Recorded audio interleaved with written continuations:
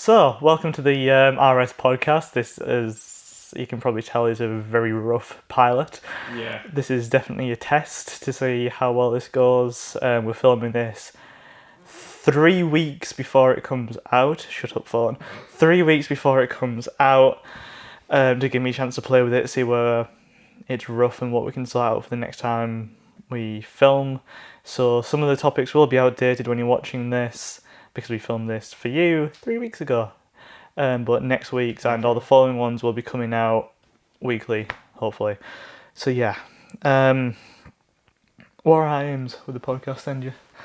What are our aims? I move there. It's because, you might get bit, and then it's on vibrate as well. Yeah.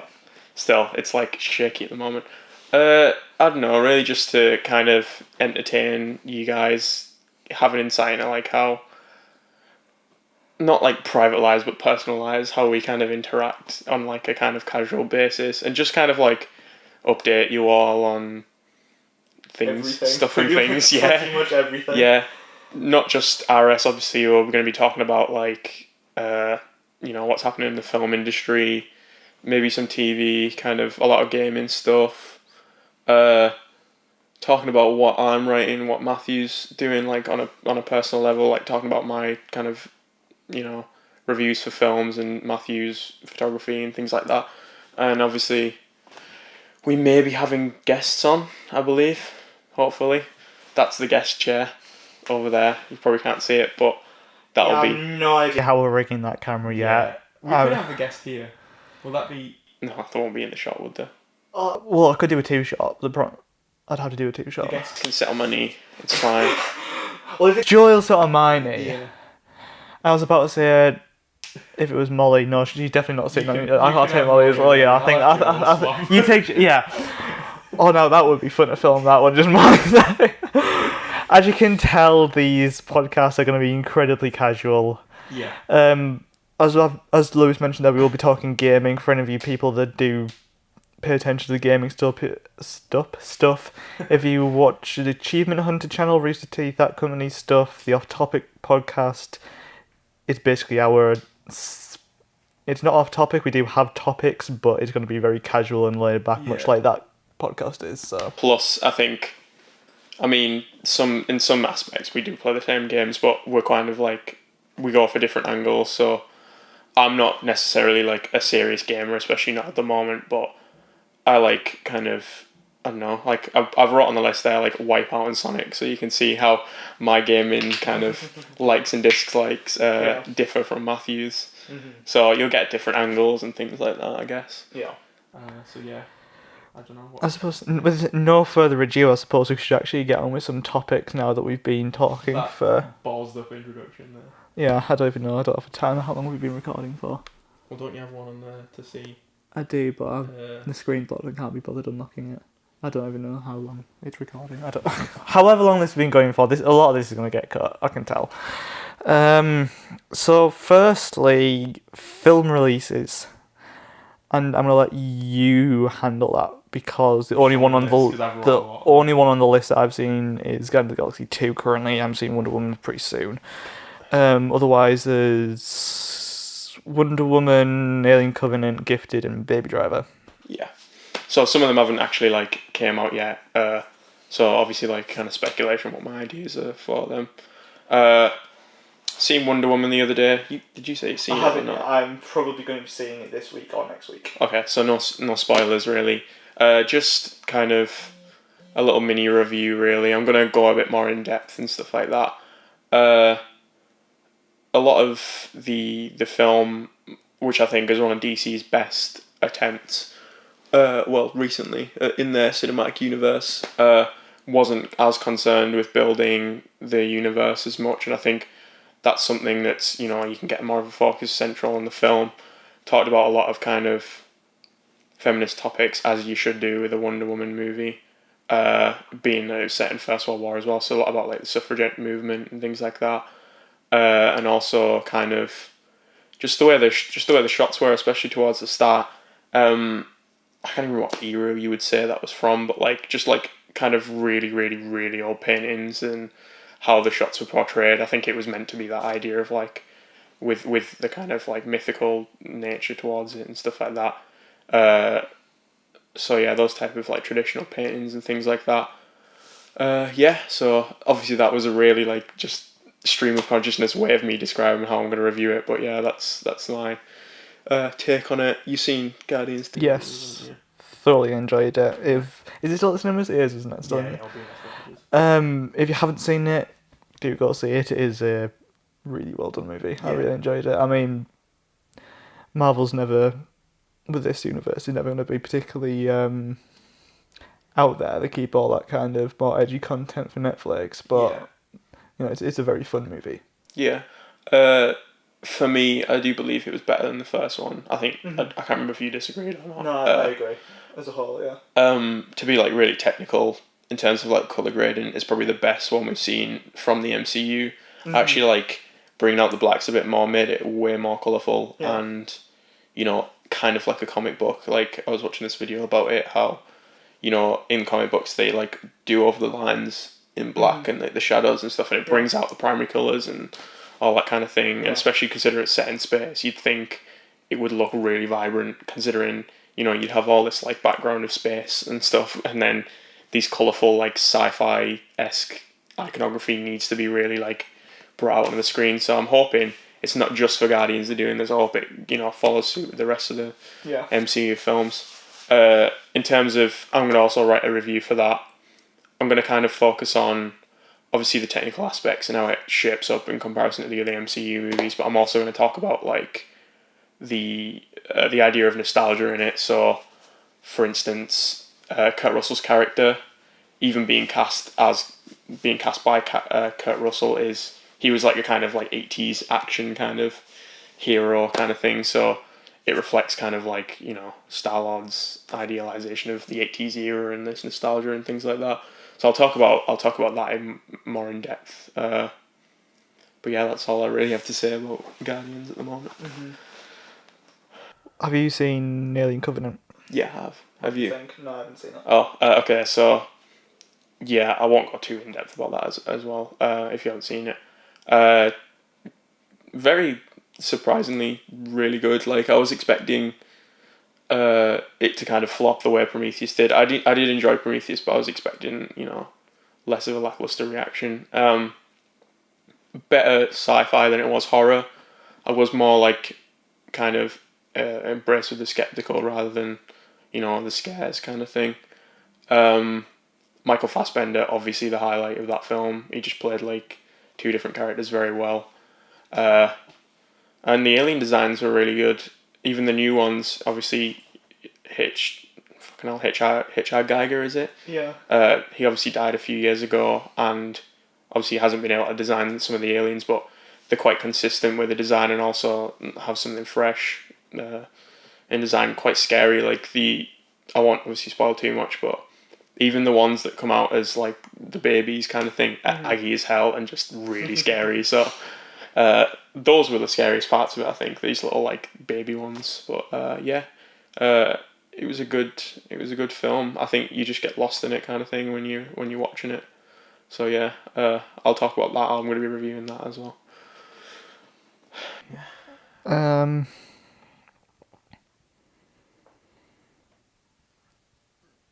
Do you want to talk about Gifted and Baby Driver?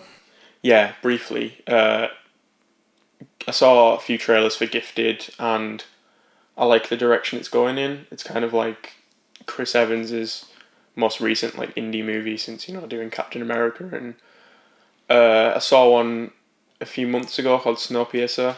That was a really good indie kind of avant-garde film. But I think he does them really well. I think with Chris Evans he can do the blockbuster side and the indie side really well. So I'm looking forward to watching that. Baby Driver is Edgar Wright's film, and it looks very Edgar Wright-y, but also looks quite out there. So I feel like that's going to be mixed maybe in terms of how it's responded to. Mm-hmm. I'm excited for it all the same. It looks really like wacky and out there kind of thing. But yeah, we'll just see, I guess. Mm-hmm. Yeah. Fair enough. Yeah. Moving on. Over the course of, since we are recording this, I can talk about what's coming out this month. As in this past month for you guys watching this, because of how I mentioned at the start, we are recording this 3 weeks in advance rather than weekly like we will be doing after this one. Over the course of the past month, you will have seen, hopefully, The Road Not Taken, a short film that I did with a couple of people at my college for college. Filmed actually here, where we are shooting the podcast as well, and yeah, hell of a lot of fun to make, as per usual. Definitely was fun getting to use the GH4 for the first time for a film, because everything I've done with it so far has been like more corporate stuff, so it's fun to actually use it in a narrative context, like my main area, like to get to use it for that kind of stuff and see how it performs in that environment was nice. So yeah, here's a short clip from The Road Not Taken.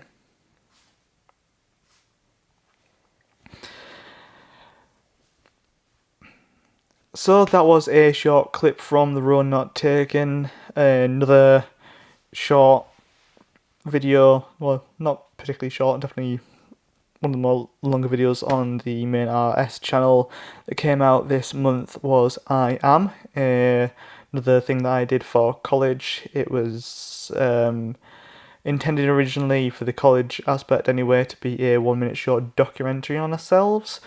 So I got the lovely Lewis to sit me down and interview me, and I just really liked how the entire interview came out, so I decided to release the entire 16 minutes, however long it is, onto YouTube. So if you haven't seen it already, go watch it, and here's a short clip of it now.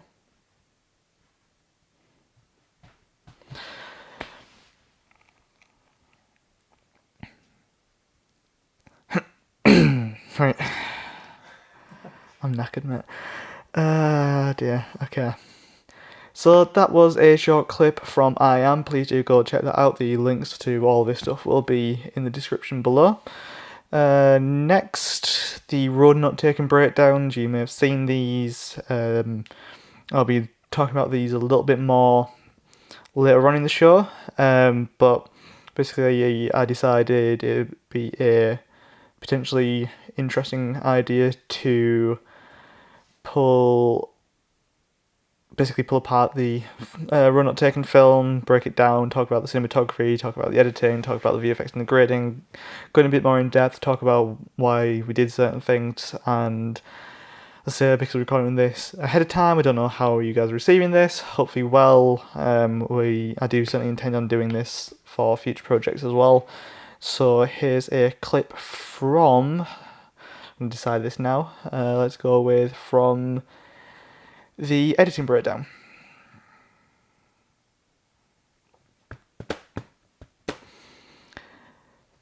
Okay, that was a short clip from the editing breakdown for The Road Not Taken. Finally in this section, this month I released a bunch of landscape B-roll type videos, stuff that I've been shooting for a while, mostly on the GH4 since I got it, just test stuff that I kind of shot with it to do, and cause obviously I do landscape photography and stuff. It's just footage that I got while out on shoots, and I thought, why not release it? I do have it all in a B-roll folder for future use, but I thought I may as well just put it all together and chuck it up on the channel.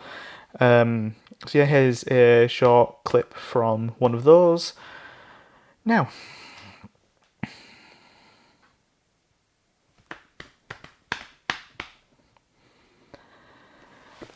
Okay, that was a short clip from one of the landscape videos. I haven't decided which yet, hence I'm not naming it in the podcast. Last couple of topics on film industry stuff, like technical wise. This past week, Canon announced the Canon C200. I've got an article here about it on cinema5d.com.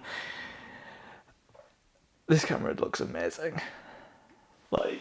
Does look pretty sexy.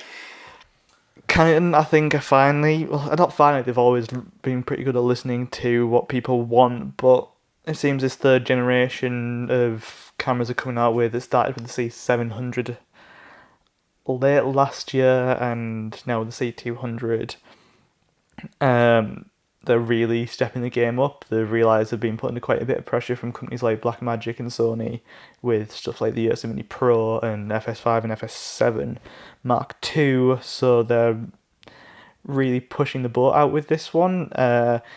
It's sub £10,000 for a start, and it can shoot Cinema Raw Lite, which is this new codec they've come up with, and it's basically, as it suggests, a lighter version of RAW. So it is compressed, but it is essentially RAW. It's a gigabit per second, which is just insane. The GH4 has 100 megabit per second, so it's got 10 times the data rate. It fills a 128 gig card in 15 minutes. Jesus. It's extreme. Yeah. But obviously it gives you the benefit of RAW, and especially in a camera that's, in camera terms, so cheap. You know, it's like, what is it, about $8,000, about £8,000 roughly, give or take a bit. You know, that is on the heels of things like the FS7 Mark II that you need to buy an add-on to get RAW out of it. And it's, you know, it's only a touch more than the like a kitted out Ursa Mini Pro from Blackmagic, but this thing will actually shoot in low light, unlike the Blackmagic, which is god awful in low light. Yeah, it looks like a phenomenal camera. They've finally got the XLR, you know, the bigger proper microphone ports, instead of like on the C100 where it's on the handle, and with the C300 where it's on the monitor attachment that goes onto the handle. They've actually got them, you can see it there, they've actually got XLRs directly on the body. So that means if you like strip it down to its base configuration, stick it on like a glide cam or a stabilizer or rig it up on a crane, you can still run XLR into it. Yeah. So, we, in terms of what you said about the new, like, kind of aux plug position, we use C100s in university, and as a sound guy as well, just trying to use that for sound was a ball, like just getting in entanglements constantly on set and being difficult to maneuver around the cameraman and, you know, the director working close to the camera and things like that. You just felt like you were just a liability more than an addition to the project, even though you need sound. But apart from that, they are decent cameras, but it's nice to see that, you know, they've kind of worked out the positioning a lot better, because it must have been an issue for most people as well. We did like 4 short films using those cameras, and it didn't get any easier with learning how to use it. So it's nice to see that they've listened and took the feedback, kind of thing.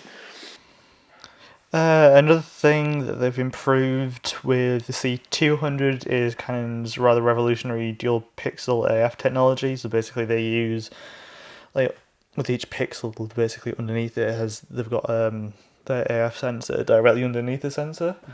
And per pixel I think that's how it was, basically per pixel on the camera sensor, for 80% of it there's 2 autofocusing points behind it.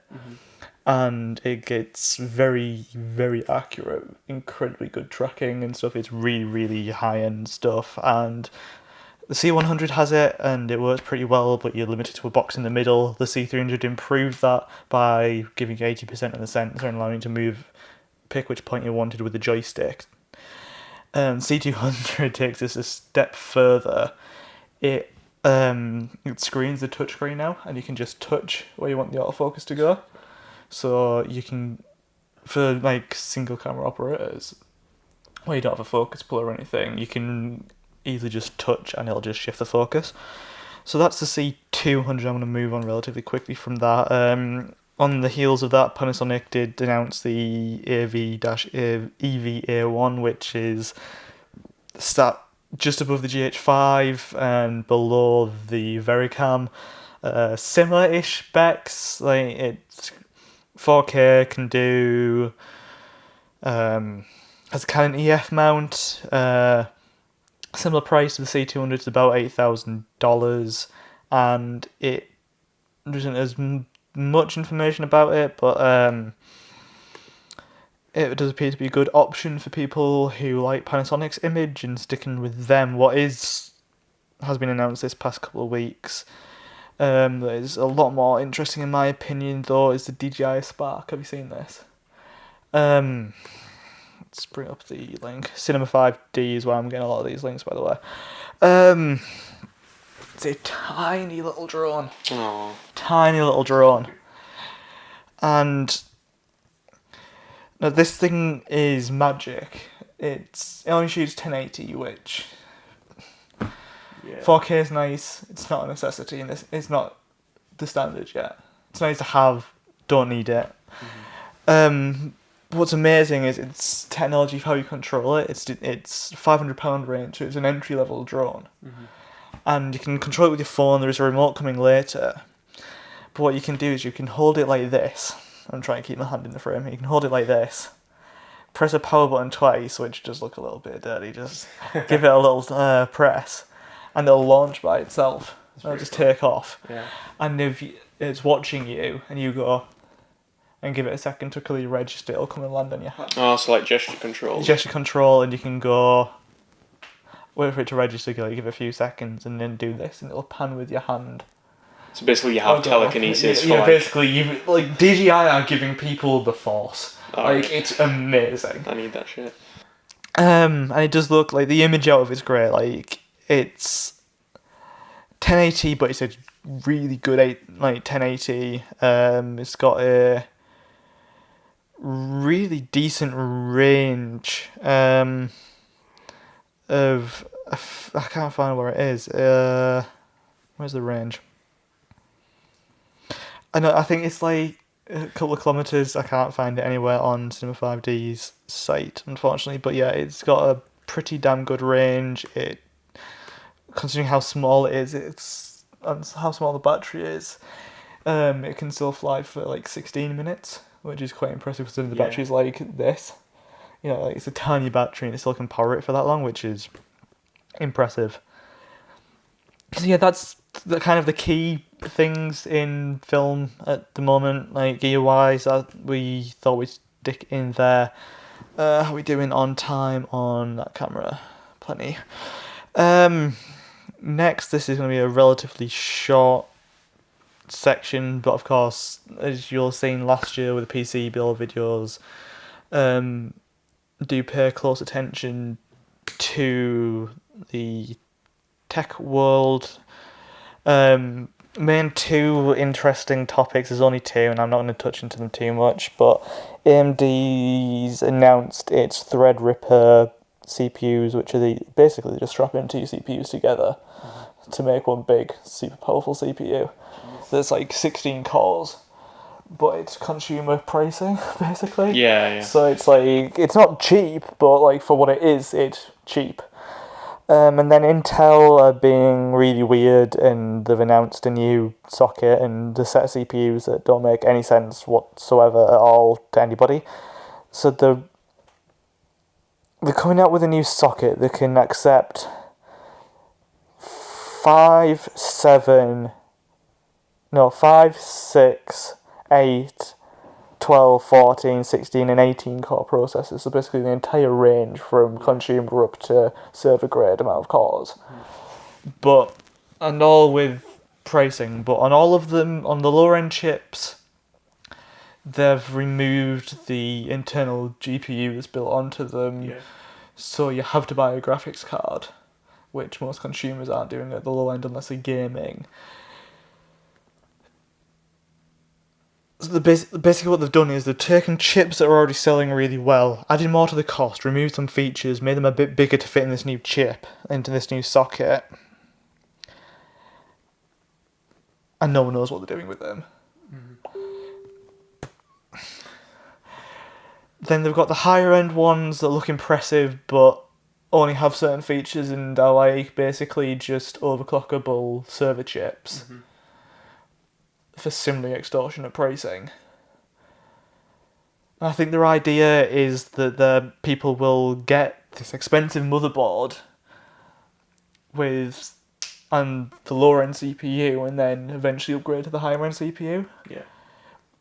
But the problem is half the features on most of these boards aren't going to be accessible by the lower end chips because they've got chips that can do dual channel memory, so sets of two RAM sticks that linked together, or they can do quad channel, or some have enough slots to do 2 sets of 2 or 2 sets of 4, and like there's this whole mix match of components, and half the companies don't know what the hell's going on. They're actually making the motherboards and all the stuff to take the CPUs. No one knows what the hell Intel's doing at the moment, and a lot of people had a lot of complaints about this announcement because basically over the past decade Intel's been pulling a bit of an apple and riding on the name, and the fact that AMD weren't really challenging them, then AMD have like used this time wisely to come up with some really good stuff and released it for a significantly lower pricing and been eating away at Intel's market share. So Intel shut themselves and were like, oh crap, we need to release something. Like their top end 18 core consumer CPU, this huge great beast. They don't really know the pricing or the release date on it because they had to just essentially almost make it up because they had to look like they had something that AMD didn't. Yeah. So they're just like, oh crap, we need to do it. And I was like, so I mentioned earlier that regarding the Raw Not Taken breakdowns that I would come back onto that topic. I am. If anybody saw my Instagram story from this week, which is the week of Monday the week of Monday 2nd of June? Monday 2nd of June? I believe. Is that right? No, Monday 5th. Yeah, Monday 5th, checked it. Yeah, Monday 5th. Monday 5th of June. I was having serious issues with the first of the Raw Not Taken breakdowns because for the life of me I can't get OBS to give me a usable file that doesn't take 7 hours to render. NVIDIA Shadow Player, this is an issue I had last year when me and Joe were recording the gaming stuff, which is going to be a nice segue in a minute. And basically audio's out of sync because Shadow Player uses variable frame rate because you're recording at variable frame rate, so it can be like, it's not always bang on 60, it could drop down to below and go up. And because it's doing that, if there's a shift in frame rate, the audio goes out of sync because the audio's not variable. It's at a constant bit rate, whereas that isn't, so it's fluctuating. And last year, honestly, would take me hours because I would go through both, and hours each episode of the GTA series, I would go through all of my entire hour that I was using in this one and hand resync the audio every time it went out, and then went through the entirety of Joe's hour every single week for 10 weeks. Yeah. And it took hours because I just had to shift the audio by frames every now and again, and it just took forever. It really shouldn't be that difficult at this point in time. Like, yeah, I've had to do that before. I had to do that with the final coursework at college. Just, I think it was some parts of your shots as you played the villain in that. Evil laugh proceeds. Yeah, just like we didn't really use very good cameras back then.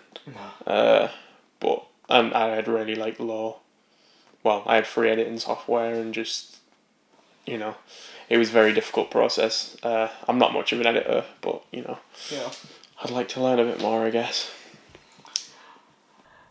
I'm gonna plug it in a bit. I'm not gonna plug it now. I'm gonna plug the filmmaking tutorials in a bit. But yeah, I've actually found a fix to how to get that stuff back in sync when using NVIDIA Shadow Player. Have you heard of Handbrake? It's Adobe Media Encoder. Have you seen that? I've used it before. It's what I use to what you use to export out of Premiere.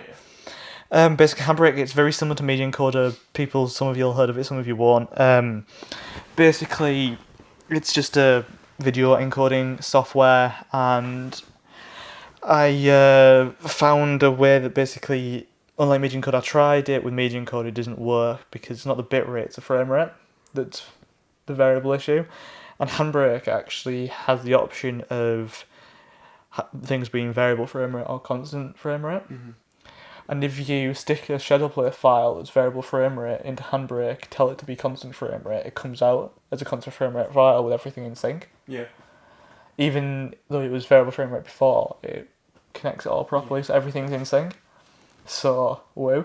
I can now actually record things without the audio being completely out of sync, so that is a fix. I'll probably do a short walkthrough on that at some point soon when I've actually got some more like screen recorded content to show it as an example. Excuse me. Okay, so that's everything on the tech computery side of things. Last kind of segment area that's going to be in the podcast, as I say, the pilot, this is a lot of testing and seeing how things work. Gaming. There's a nice segue from that. The Rudimentary Gaming channel is going to be getting content again, a hell of a lot of content, hopefully. We'll be recording GTA 5 again, and me, Joe, my uncle, and my friend from CCD, Jack, are recording those two, only me and Joe are recording, but we're all going to be taking part in a really fucking fun thing. So, you know GTA 5? Mm-hmm. You know the heists in it in the online mode? Yeah. So, with the heist, there's 5 of them. The first one you do with 2 people, the rest you do with 4 people. And if you, like, obviously with the first one you have to do it separately, like in 2 sets of 2, but if you do all the heists with the same set of people, without dying on hard mode, everyone gets $10 million bonus in game money. But you can't die, otherwise it resets it all. Yeah. So you'd have to start back at the very first heist again. So it's like this huge challenge. It's like it's almost impossible. Like it's incredibly difficult if you're not hacking. So we're going to have a crack at that, so do stay tuned for that. We're going to be recording that very soon, that's going to be absolutely hilarious. The Achievement Hunter guys are doing it at the moment, and they're about on the same level as moronic as me and Joe are, so Yeah. it's certainly going to be interesting. I'm going to be recording some Kerbal Space Program. Me and Joe and possibly my friend Jack are going to be playing some Arma 3. I'm definitely going to get you around at some point, Joe, around various people around and get shit first and play games drunk. Yeah. In terms of that, I didn't write it down, I forgot to, but I have a HTC Vive, so I'm VR gaming at the moment. Ooh. And I'm going to look for software to, record my, experience kind of thing. I recently got a game called, I think it's called The Accounting Simulator or something like that. It's by the people who made Rick and Morty, and that was just utter chaos. You start off in this room and they're like, put these goggles on, and then throughout all the levels you put more and more goggles on. And I remember, I think the 3rd level or something really freaked me out. I'm just in a dungeon and there's this really fat blob thing just like talking to me and chatting complete crap to me, and I'm looking around the room of things to, you have to like progress, you have to pick things up and stuff. The only thing that shouted out to me was a knife. So that was interesting. So I was like walking in my back room at my dad's whilst in this obviously simulation, trying to pick up this knife. I couldn't pick it up because there was a box in the real world in the way. So I had to whilst playing the game, kind of try and move this cardboard box out of the way of the table in the game. I pick up this knife obviously, and I'm stabbing this blob thing, and I stab it, and you have to kill it. It's grim. I was really scared because it's very realistic. It's scarily realistic. And then the VR goggles were actually inside him, so that was fun to play. But yeah, just the reactions you don't get with many other games, so that'll be interesting to do. Yeah. Have a crack at recording. Me and my friends at uni are gonna have that. My new place at uni, so we're just going to also get drunk and play that, so that'll be interesting to experience, to say the least. Me and my girlfriend Molly are going to be recording some Sims 4. Okay. Because I'm going to be getting Sims 4 soon, and she's given me permission to record it, because we're both going to be playing, so that should be a fun little series. Another series I'm doing with her, I've said I've been going to do with her for a while, because of pure entertainment value for me. I don't care if the audience like enjoy this one. I'm gonna be getting her to play Outlast 2. Oh shit, I've played that as well. And it looks terrifying. I watched it, and she will be crapping herself. I'm so excited to see her scared during this. It's going to be so funny. I'm getting that fairly soon. I've not really played horror games before, and I don't know whether it was Outlast 2 or the first Outlast that I played, but there's this part where you have to walk towards this like kind of abandoned house, and obviously you can barely see anything. It's pitch black. You can just see mist and like wood and things like that. I walked towards this house and I had to hide from this like demon thing that was screaming things at me in like a witch voice, and then I had to like run away from it, and then once I ran I had to walk back where I came from, where I just ran from. So I was just like holding my controller, just like, no, I am not walking back. I was like outright refusing. But yeah, like I've not played them before, and I didn't think they would be that scary, but horror games are really frightening. I think they're a lot scarier than horror movies recently. Because you're in control. Yeah, it's a lot more immersive, and like back to obviously the VR thing, I'm going to be looking at getting horror games for that. So that is going to be the scariest thing I could possibly do. But yeah, that's fun. Speaking of horror games, me, you and Joe are going to be playing Slenderman games this year. Yeah, boy. Can't really go into loads of detail why, because I don't think we should announce it just yet, but basically it's related to a project that we're going to be doing. It's essentially research, but also fun research. Yeah. So we're going to be playing some Slenderman games as well. Oh, I'm so excited for that project. Me too. But yeah, not revealing anything, because Yeah. I think that's going to be the most surprise warranting thing. Yeah, I really don't... Like, I want to tease stuff slowly, but I don't I think I think if we start scouting locations, that's when we can film some teaser stuff. Yeah. Because I can imagine shots of, the areas that we're filming in as being teasy. Yeah. Oh man, I am actually really excited. So me and Matthew are going to be sending each other ideas back and forth and writing the script for it. Hopefully shooting that as soon as we can. Next year, which will be as soon as we can. We're going to need to get a lot of things put in place. It's probably, I don't want to speak for you, but it's probably going to be the most difficult project we've done absolutely in a long time. But I definitely think that you'll enjoy it. In terms of a teaser, you've already got. Yeah, but I don't want to point them exactly what it is. Okay, yeah. That's why I didn't mention it. For people who pay attention to the channel, have either watched it before or want to go hunting back through it and might be able to somewhat speculate, there is already stuff on the channel related to this project. Yeah. If you are willing to search and find it, but for now, that's all I will say. Yeah. Last main topic, game releases. You put a couple of notes in here. I don't know what game releases you've got. You put new Wipeout, Sonic and Sonic Mania. Yeah, so I recently bought a PS4, a bit late obviously, but I've been a fan of the old Sonic for basically my entire life, and if any of you are actually in tune with the gaming industry, they haven't been doing too well in terms of the last few releases, but they've kind of took that on board, and this game looks actually really good, so I'm pre-ordering that soon. And Wipeout, which is in terms of like racing games, second to Mario Kart. It's another racing game that I've been playing for a lot of my life. Started playing it on PSP, and yeah, it's a really, really fun kind of like F-Zero-esque. You're flying with, you've got flying cars in futuristic cities and things like that. So it's the first one I'm playing on an actual home console, so that should be interesting to watch. And I'm going to buy that soon as well. So in terms of doing more gaming recordings, I'll probably record myself doing playthroughs of that.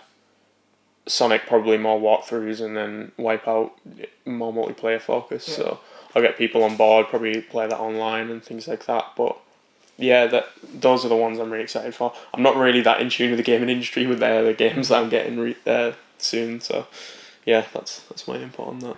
Fair enough. Well, I suppose we should outro this then. And this should give me a clue on how long it's taken. We're looking at 45-minute podcast. Cool. Roughly. So yeah. That was the pilot episode. As I mentioned at the beginning, we have recorded this 3 weeks prior to the release, so obviously a lot of these topics will be technically outdated, but this was basically because Lewis is back in Manchester for a couple of weeks. So I wanted to get this out. It's going to give me time to kind of look at what we can do better, what works, what doesn't, figure out basically the best we can make this now to give me time to look at it and everything, so when we come around to recording it throughout the summer, it'll be hopefully a lot more coherent and Yeah, we'll have a more centered structure. And more of an idea of what works. Like, Yeah. if it felt like it went on too long, if it felt too short, we can figure out what bits worked, what bits didn't, etc. So yeah, please do comment below for suggestions, because while I will obviously see any suggestions for 3 weeks, improving the podcast each week is certainly possible with weekly content. And definitely. Any suggestions to how to improve or to topics you would like us to cover, do put that in the comment section below. Yeah, hope you guys have enjoyed. This has been the first Iris podcast. Aye, yeah, it has. I'm Matthew Shea. I'm Lewis Evans. Thank you for watching.